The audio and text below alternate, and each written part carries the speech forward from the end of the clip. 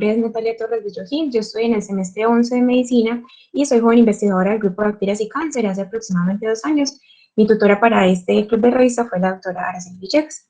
Entonces vamos a ver un artículo relacionado con Salmonella typhi y Salmonella paratyphi, que son unas serovariedades pertenecientes pues a lo que genera la enfermedad fiebre tifoidea como la conocemos.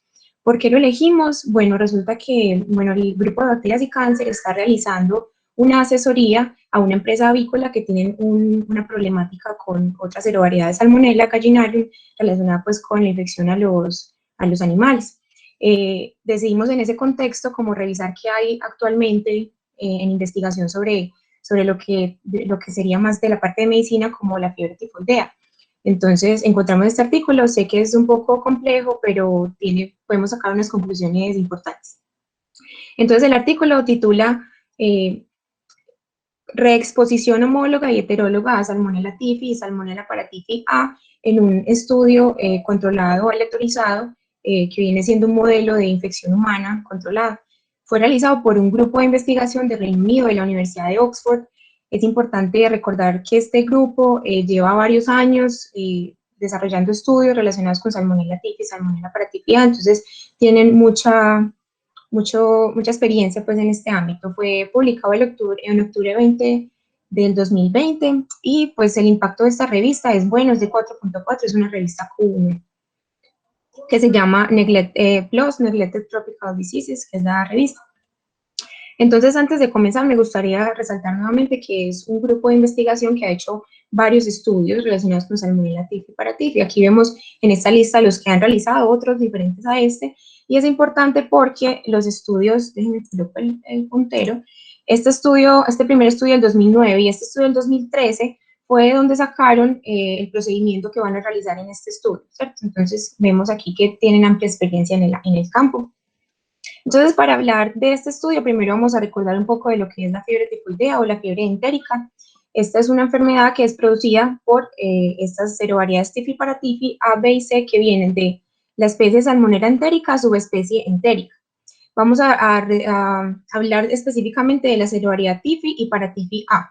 Estas dos son pues han demostrado únicamente enfermedad en el humano. La C sí se ha demostrado algo en animales, pero vamos a referirnos a estas dos. Vemos que hay aproximadamente 14 millones de casos al año, algunos refieren incluso 26 millones de casos al año en zonas endémicas, por lo que es muy importante. La transmisión es fecal-oral, ¿cierto? Entonces, con alimentos contaminados, con agua donde no existe buena higiene, podemos recibir el inóculo de estas bacterias y ellas pues van a tracto gastrointestinal y ahí comienza la enfermedad. Ellos pueden generar simplemente lo que sería una gastroenteritis o puede llegar a ser una fiebre tifoidea donde vamos a encontrar bacteriemia y síntomas sistémicos. El periodo de incubación va de 8 a 48 horas, incluso pues otros estudios mencionan que puede ser hasta de 14 días y las manifestaciones son gastrointestinales o ya sistémicas. Recordando pues Salmonella typhi es un bacilo gram negativo, intracelular facultativo, es móvil, tiene flagelos, posee pili, no forma esporas y produce unas toxinas que también tienen algo de impacto en la enfermedad. Algo importante también para resaltar son los antígenos. Hay dos antígenos comunes a Salmonella typhi y paratyphi A, que son el antígeno O, que está en la pared, y el antígeno H, que es de flagelo. Hay otro antígeno que es de Salmonella typhi, que es el antígeno VI, que está en la cápsula, pero ese no lo tiene paratyphi, sin embargo es importante para lo que vamos a ver a continuación. Recordando la distribución global de la fiebre tifoidea, entonces este es un panorama actualizado donde vemos que en rosado más claro está los que tienen incidencia baja, menos de 10 casos por 100.000 al año.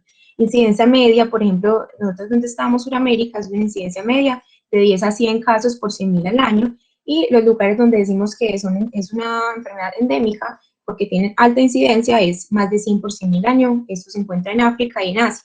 Pero ¿por qué es importante para este grupo de Inglaterra estudiar esta enfermedad, o para Estados Unidos, o para en general el OMS? Porque resulta que más del 80% de los casos que ocurren en estos sectores tiene que ver con las personas que viajan de estas zonas endémicas a estos lugares. Entonces, es importante. Miremos que en Europa donde se realizó el estudio, que es Inglaterra, vemos que tiene una de las tasas más altas de notificación de esta enfermedad. Entonces tienen un buen lugar para hacer estudios de este tipo.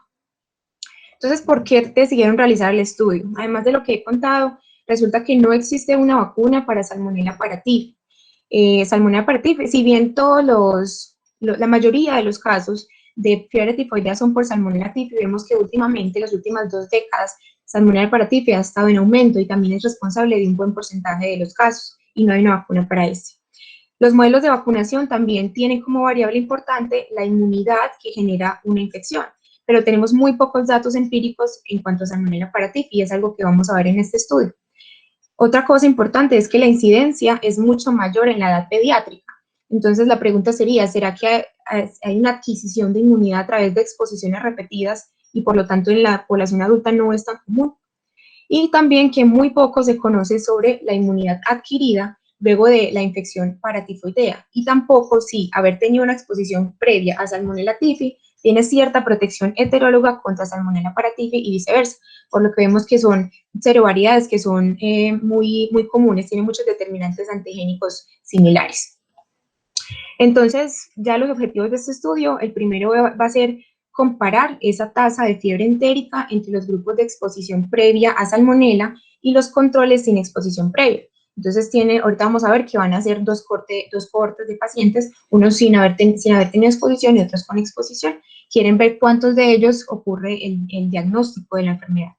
Otros objetivos secundarios vienen siendo comparar esas características clínicas, el perfil microbiológico y la respuesta inmune humoral entre grupos. Quieren correlacionar estos 3 aspectos. Y también entender de cierta manera cómo es la inmunidad y la protección heteróloga, si la hay o no entre estas 2 serovariedades. Hablando de los materiales y métodos, primero es importante la declaración ética porque vemos que este es un modelo de infección en humanos, un modelo controlado, pero entonces se obtuvo consentimiento informado de todos los voluntarios y se aprobó por el Comité de Ética en Investigación de South Central Oxford, que es de la Universidad de Oxford, donde se está realizando el estudio. ¿Cómo es ese diseño y los participantes? Entonces, como repetí, es un estudio con modelo de infección humana controlada. Es aleatorizado, es de carácter ambulatorio y se realizó un segmento a los participantes, como vamos a ver. Se utilizó cepas silvestres bien caracterizadas, tanto de Salmonella typhi, la cepa Qualis, y de Salmonella paratyphi A, la cepa NVGH308, porque estas cepas fueron extraídas de estudios anteriores donde se aislaron. La cepa Qualis fue en 1958 que se extrajo y la paratyphi fue en el 2006. Entonces, la Qualis y esta de paratyphi fue porque son cepas que son silvestres, es decir, son susceptibles a la mayoría de los antibióticos, se realizó una secuenciación genómica y tienen los determinantes antigénicos similares a otras cepas, entonces sirven para hacer este tipo de estudios, y particularmente la de paratyphi A es una cepa que está circulando actualmente, entonces también es importante por los resultados que quieren obtener. ¿Dónde se realiza el estudio? En el Centro de Estudios en Vacunación Clínica y Medicina Tropical del Churchill Hospital, que queda en Oxford, en Inglaterra. ¿Y cuáles eran los participantes? Entonces, incluyeron participantes que fueran adultos sanos entre 18 y 60 años, que no hayan vivido en un país endémico para fiebre entérica por más de 6 meses, ¿cierto? Para evitar ese sesgo en los resultados. Entonces, para comprender muy bien este estudio es importante esta parte. Hay una cohorte sin exposición previa a Salmonella typhi o paratyphi y hay una cohorte que previamente fue expuesta. La cohorte sin exposición fueron voluntarios que decidieron pues entrar al estudio, que no habían tenido contacto con alguna de estas serovariedades ni tampoco estaban vacunados para ellas. Y la cohorte previamente expuesta fueron voluntarios que ya habían participado en otros estudios de este grupo de investigación de la Universidad de Oxford. De ahí fueron incluidos los que quisieran participar y aquí esta cohorte fue retada con Salmonella typhi o Salmonella paratyphi en esos estudios previos, por lo que ya sabían con certeza que ya habían tenido un contacto, ¿cierto? ¿Cuáles fueron los criterios de inclusión? Y en general pacientes que tuvieran historia de enfermedad significativa que pudiera interferir con el estudio.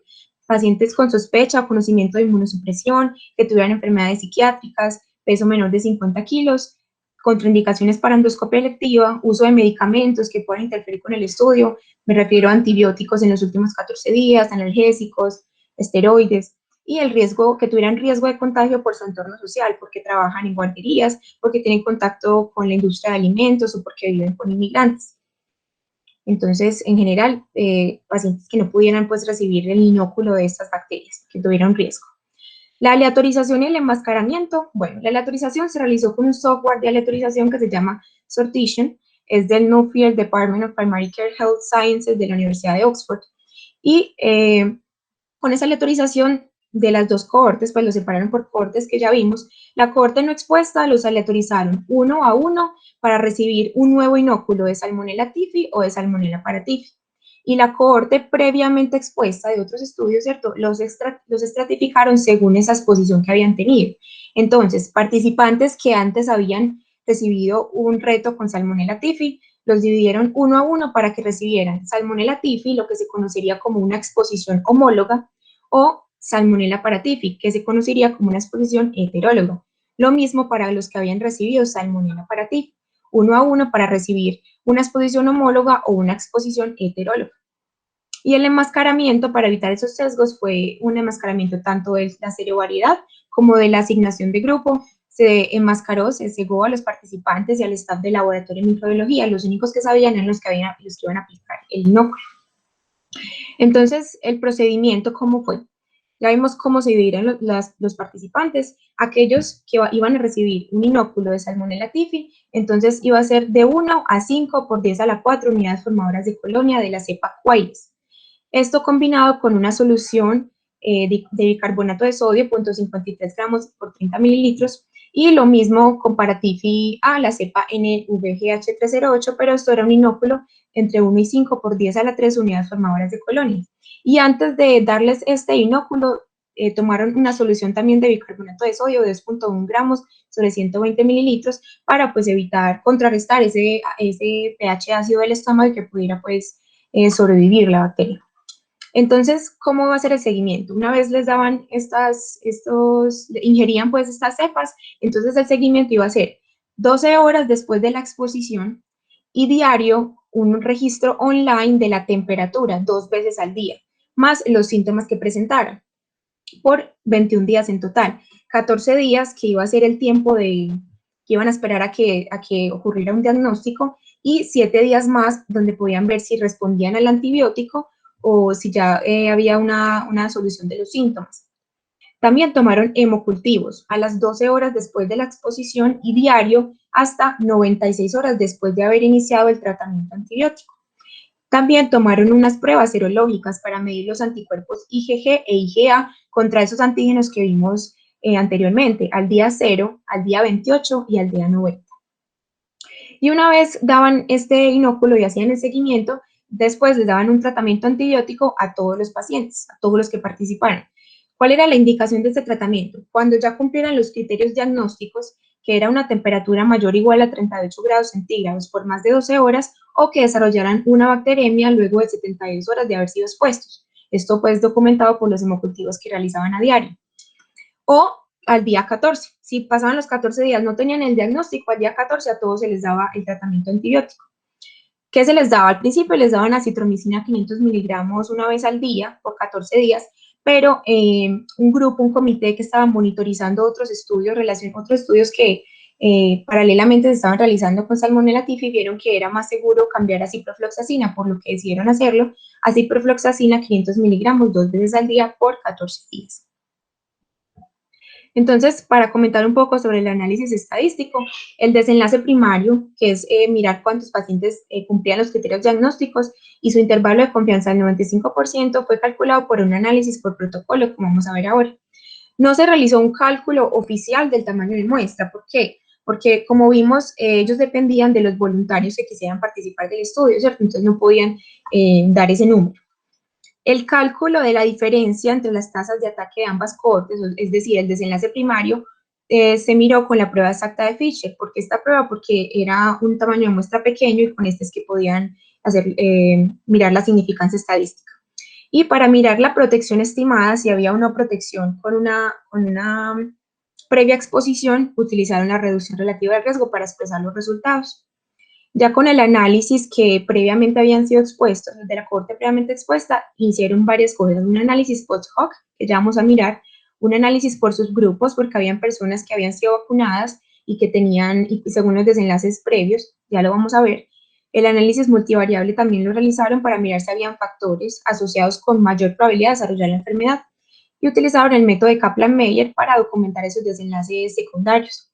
El análisis de datos se realizó con este software R versión 3.6.1. Entonces ya vamos a entrar a los resultados. Entre marzo 17 del 2015 y agosto 24 del 2017, reclutaron muchos participantes. Ellos hicieron, se dieron cuenta pues, de quienes cumplían criterios de inclusión o de exclusión, y al final quedaron con 124 participantes. De estos 124, 112 participantes fueron incluidos en el análisis por protocolo. ¿Por qué 112? 9 participantes se retiraron antes de darles el reto con la bacteria, por diferentes razones. Y 3 de ellos iniciaron una antibiótico-terapia sin cumplir las indicaciones, sin haber cumplido criterios diagnósticos o antes del día 14, por lo que tuvieron que ser excluidos. Entonces, vamos a tener en total 3 grupos. Un grupo de no exposición previa, a los cuales se les asignó, algunos vimos que fue 1 a 1, algunos iban a ser inoculados con Salmonella typhi, 19 participantes, otros fueron asignados a Salmonella paratyphi, a un reto con paratyphi, 18 participantes, y en la cohorte que había estado previamente expuesta, entonces los estratificaron. Los que se expusieron a Salmonella typhi previamente fueron asignados unos a Salmonella typhi, 27 participantes, y 26 participantes para un reto de Salmonella paratyphi. Y lo mismo con el grupo previamente expuesto a paratyphi. 10 participantes iban a recibir un inóculo de typhi y 12 participantes un inóculo de paratyphi. Y no hubo ninguna pérdida al seguimiento. Entonces vamos a mirar los resultados. Empezando con las características de base de los participantes, nos muestran el sexo, la edad, la etnicidad, pero quisiera recalcar de esta tabla un factor importante. Ellos miraron cuáles participantes habían estado previamente en un país endémico para fiebre entérica. Vemos que en este grupo, TNAIF, que representa los participantes que estaban en el grupo que nunca había estado expuesto a Salmonella typhi y se les dio un inóculo de typhi, el 26% habían estado en una zona endémica. Y de este grupo de paratyphi que no habían estado previamente expuestos, vemos que el 28%. Entonces hay que tener esto en cuenta para mirar los resultados, ¿cierto? Puede ser una variante importante. Y ya en esta parte yo recorté un pedazo de algunos criterios que no eran tan relevantes, que eran muy homogéneos entre los grupos, pero en estos dos es importante. Uno, los muestra una mediana de los meses que pasaron para volver a exponerse, es decir, una mediana de 38 meses ocurrió para que los participantes de este grupo que habían sido expuestos a TIFI se volvieran a exponer a TIFI. Y en este grupo de paraTIFI pasaron 17 meses entre la primera exposición y la segunda exposición. Esto puede ser importante porque la respuesta inmunológica puede disminuirse a través del tiempo. También nos muestran la vacunación previa con la vacuna que hay aprobada actualmente para Salmonella typhi. Hay 4 de ellas. Vemos que pues en realidad todas fueron utilizadas en los participantes. Recordemos que esto no era un criterio de exclusión para los participantes del grupo previamente expuesto. Entonces, es importante resaltar si ocurrieron eventos adversos graves, ¿cierto? Por lo que es un modelo humano. Ocurrieron 4 eventos graves, 2 de ellos, un síncope y un cólico renal, no estuvieron relacionados con el inóculo de las bacterias. 2 de ellos sí. Uno fue un paciente que tuvo que ser hospitalizado para darle líquidos endovenosos porque tenía náuseas y vómitos que no respondían a antieméticos. Se cambió un tratamiento a ceftriaxona y resolvió rápidamente. Otro participante tuvo un evento médicamente importante, elevación de las transaminasas en hígado, y ocurrió 5 días después del diagnóstico, por lo cual se concluyó que era debido pues, al inóculo de Salmonella paratyphi, y también posiblemente a una reacción adversa a citromicina y paracetamol, por lo que se cambió el antibiótico y resolvió. Entonces vamos a mirar ya los desenlaces primarios y secundarios. Aquí en esta tabla nos muestran todos los desenlaces que ellos midieron, y aquí nos muestran el grupo que fue sometido a un reto con Salmonella typhi y el grupo que fue sometido a un reto con Salmonella paratyphi. En total de este grupo, 56 participantes y aquí otros 56 participantes. El primer desenlace que ellos querían ver era cuántos participantes cumplían con los criterios diagnósticos de fiebre entérica. Eso se conoce como la tasa de ataque expresada en porcentaje. Vemos que en el grupo que nunca había estado expuesto a Salmonella typhi, tuvo una primera exposición, el 63% desarrolló la enfermedad. Y si lo comparamos con el grupo que tuvo una exposición homóloga, es decir, nuevamente se expusieron a Salmonella typhi, el 44% desarrolló la enfermedad. Vemos una diferencia. Sin embargo, no fue estadísticamente significativa, un RR.70, en la cual la P dio 0.24. Pero vemos que sí hay una variación entre estos dos grupos. Si comparamos con el grupo que tuvo una exposición heteróloga, es decir, previamente recibieron para TIFI y en este estudio TIFI, el 70% desarrollaron la enfermedad. Comparándolo con este, vemos que no es estadísticamente significativo, incluso da un RR de 1.11 con una P de 0.99, o sea que aquí no se logró demostrar esa exposición heteróloga como una protección. Si vemos en el grupo de Paratifi, ocurrió algo similar. En el grupo que nunca había estado expuesto, el 56% desarrolló la enfermedad, y en el grupo con una exposición homóloga a Paratifi, el 25% desarrolló la enfermedad. Vemos que es diferente, sin embargo, tampoco alcanzó la significancia estadística con una P de 0.14. Y comparándolo con el grupo que tuvo una exposición heteróloga, primero TIFI y luego Paratifi, 50% desarrolló la enfermedad. Vemos que es similar, tampoco una significancia estadística, no se pudo demostrar tampoco que la protección heteróloga existiera. Otra cosa que podemos notar aquí es el diagnóstico microbiológico que se realizó en el 100% de los participantes que nunca habían estado expuestos a TIFI, es decir, todos desarrollaron una bacteremia.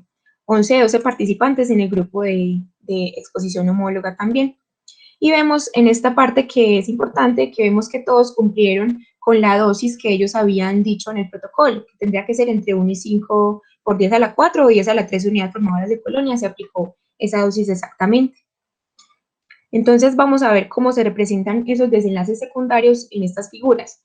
Vamos a ver una figura de Kaplan-Meier, donde vamos a ver la incidencia acumulada de participantes que cumplieron los criterios diagnósticos, ¿cierto? Medidos desde el tiempo hasta un primer pico febril o hasta que tuvieran un hemocultivo positivo.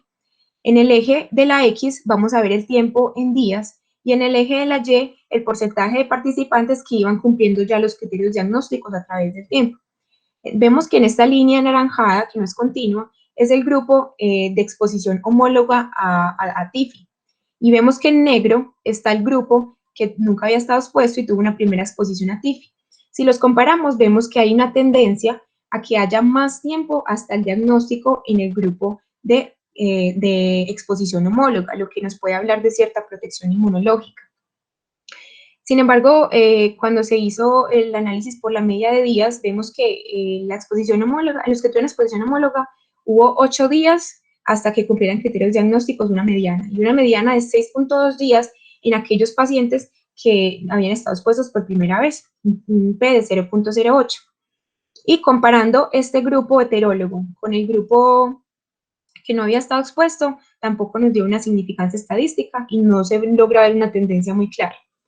Si miramos esta gráfica donde muestran la corte que estuvo expuesta a Paratifi, vemos que ocurre la misma tendencia. Vemos que en esta línea morada discontinua está el grupo de exposición homóloga y hay una tendencia a que se demore más tiempo hasta el diagnóstico comparado con la que está en rojo, que es los que se expusieron por primera vez a Paratifi, pero tampoco encontramos una significancia estadística.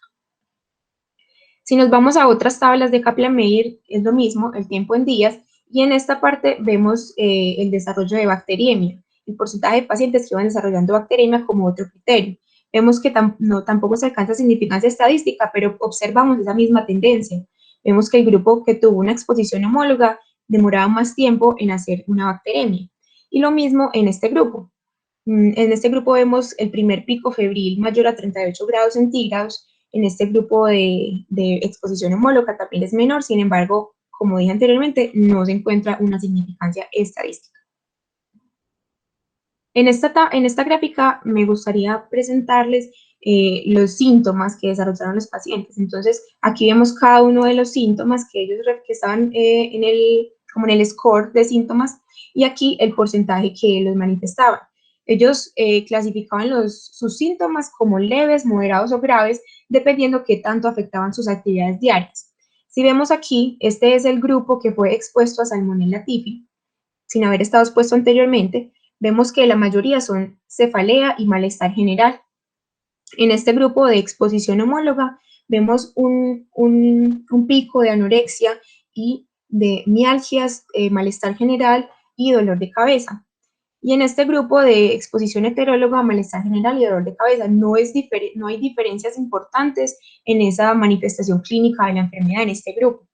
Y en el grupo de que estuvo expuesto a Salmonella paratyphi, vemos que en el grupo de que no había estado expuesto previamente, que es el que recibió su primer reto, lo que más manifestaban era dolor de cabeza y también malestar general. Algunos en un porcentaje importante manifestaban la gravedad de los síntomas, que está en rojo. Y particularmente en el grupo que tuvo una exposición homóloga a paratyphi, muy pocos presentaron síntomas significativos clínicamente. Dolor de cabeza y malestar general en su mayoría, pero ninguno manifestó una gravedad pues, de los síntomas. Eso pues, nos puede estar hablando también de cierta respuesta inmune que evitó que fueran los síntomas floridos.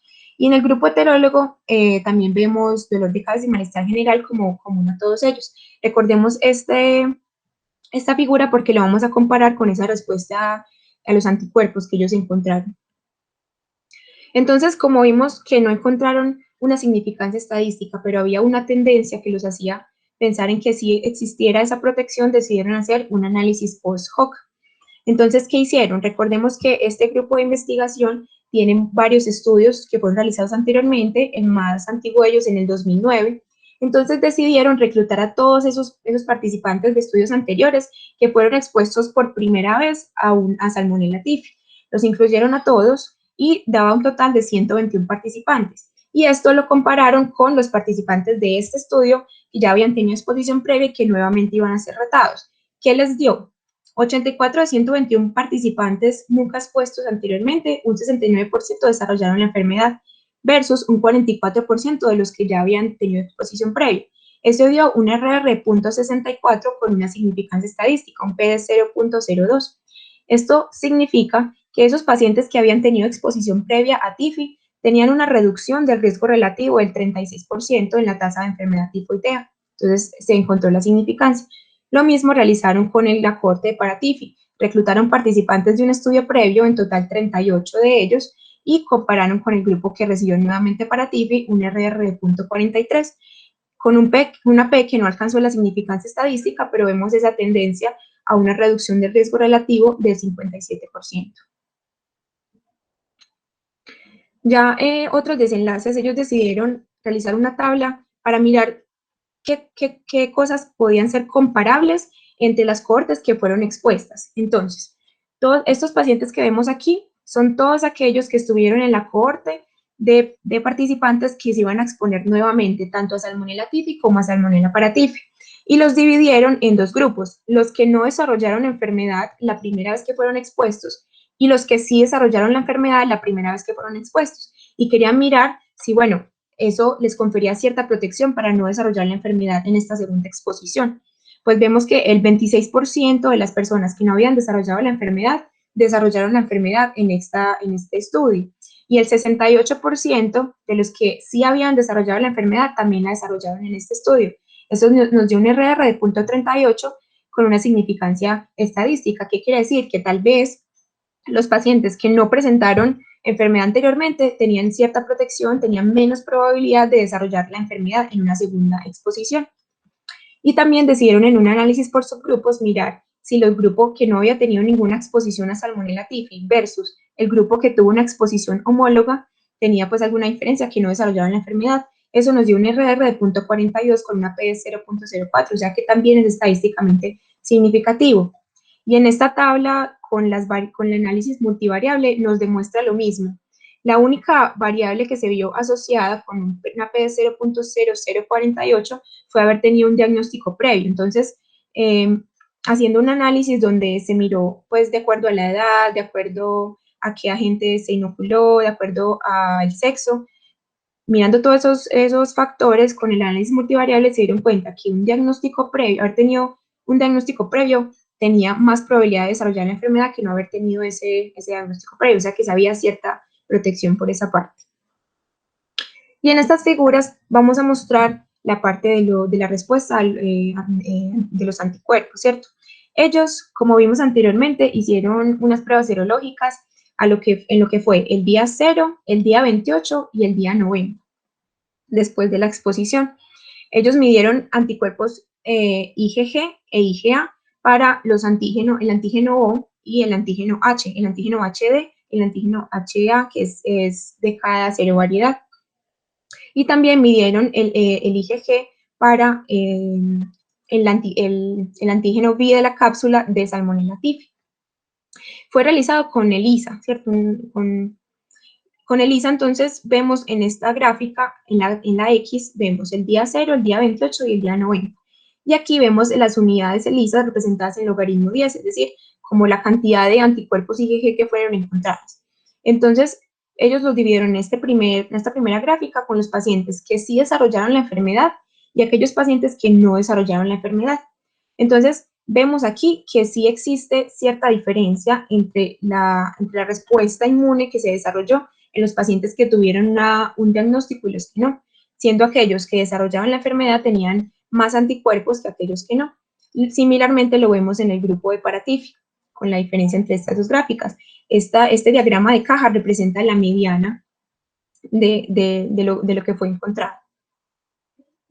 Si vemos en esta siguiente gráfica, también nos muestran esa respuesta antibiótica, respuesta a anticuerpos, pero ya no lo dividen si tuvieron enfermedad o no, sino de acuerdo a los grupos a los que fueron asignados.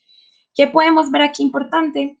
Vemos que en el grupo homólogo versus el grupo heterólogo hay una diferencia en anticuerpos, ¿cierto? Vemos que aquí es un poco mayor que en este grupo. Y vemos que el cambio del día 0 al día 28 y del día 0 al día 90 tuvo una significancia estadística, lo mismo en este grupo.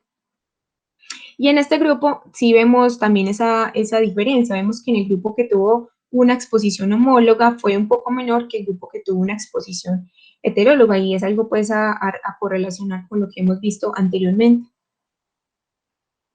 En esta otra gráfica tenemos la respuesta de anticuerpos también, pero divididos, pues lo que está en la eje Y, lo que vamos a ver es el cambio, el número de veces que hubo un cambio en el número de anticuerpos, entonces al día 28 y al día 90.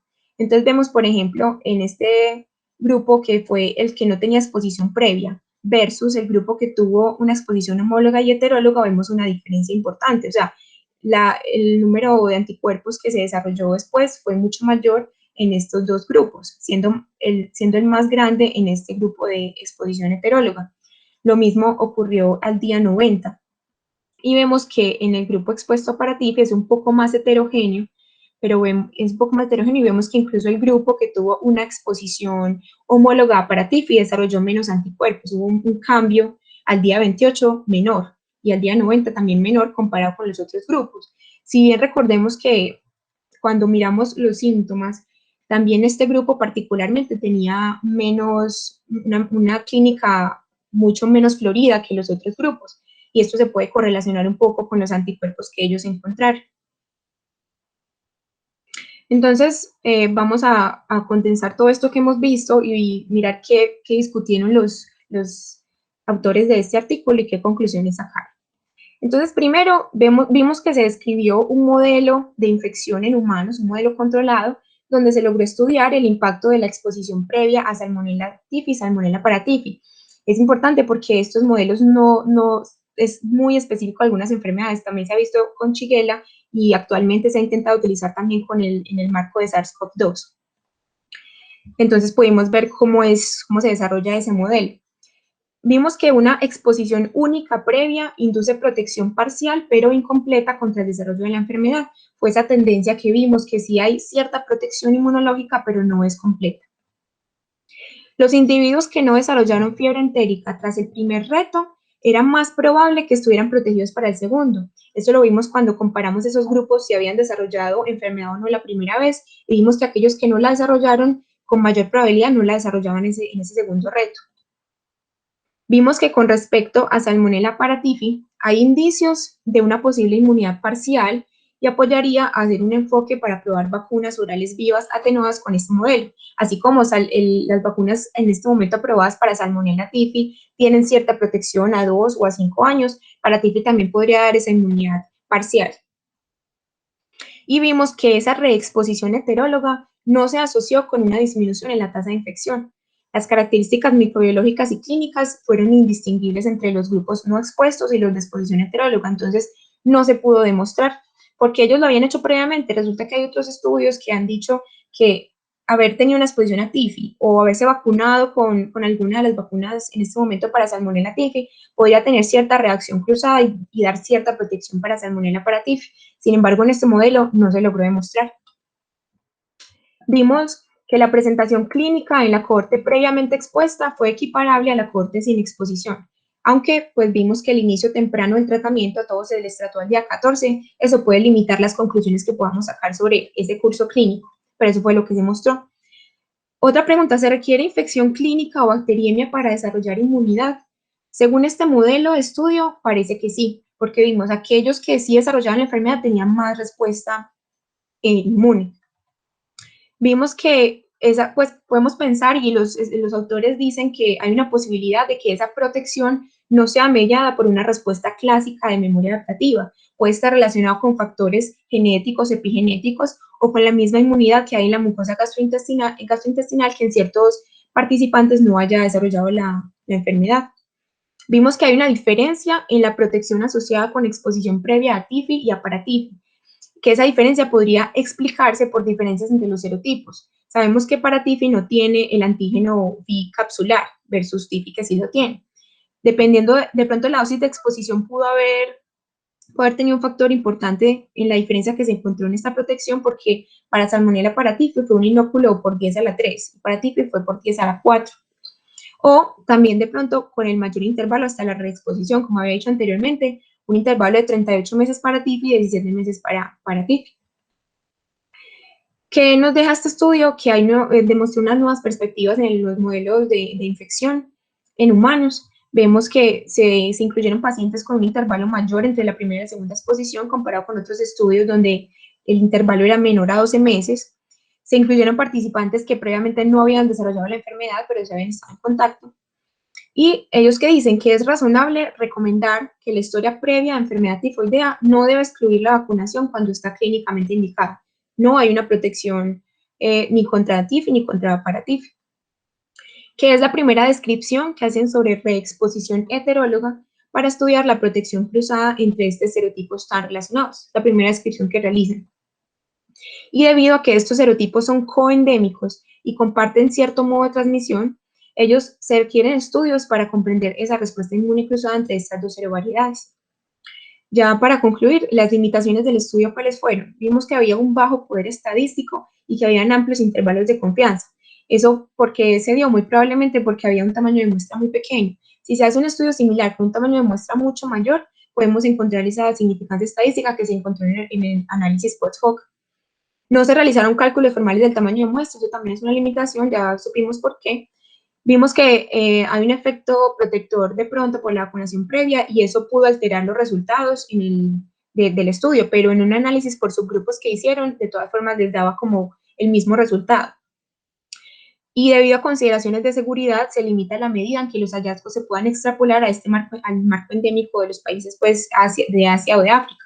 Y también puedes estimar el efecto protector. Claro, porque si fue un modelo de infección en humanos, pues va a tener todas las consideraciones de seguridad y va a tener que parar el estudio para evitar las complicaciones relacionadas con la fiebre entérica. Y pues que solo se utilizó una cepa de cada serotipo. Sin embargo, Typhi y paratyphi son patógenos clonalmente monomórficos y cuando se realizó la secuencia genómica de esas cepas se vio que tenían determinantes antigénicos similares a los que estaban circulando, entonces realmente sí podía decir cómo era la situación actual.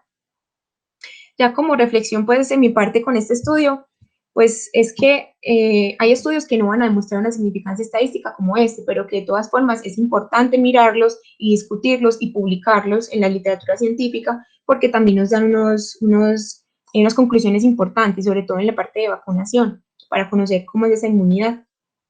Vimos que hubo una correlación muy chévere entre la clínica, la microbiología y la inmunidad. Pudimos compararlos y ver que una cosa era consecuente con la otra.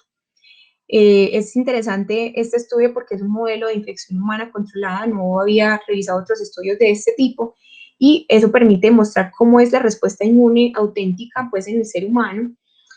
Eso también se utiliza para mirar cómo responden a antibióticos y también para la realización de vacunas. Como dije anteriormente, se ha realizado este tipo de estudio para el SARS-CoV-2 y eso da buenos resultados. Y ya para finalizar, pues vemos que es un problema de salud pública, 14 millones de casos al año en promedio de fiebre entérica, muchos de ellos generan mortalidad y que de todas formas, como lo mostró este estudio, no está esa inmunidad es parcial. Entonces debemos hacer un énfasis en la calidad de agua, el saneamiento, las medidas higiénicas y tener en cuenta que actualmente hay una resistencia antibiótica que está desarrollando estas herbarias de salmonella y puede ser difícil resolver la enfermedad. Y listo, muchas gracias.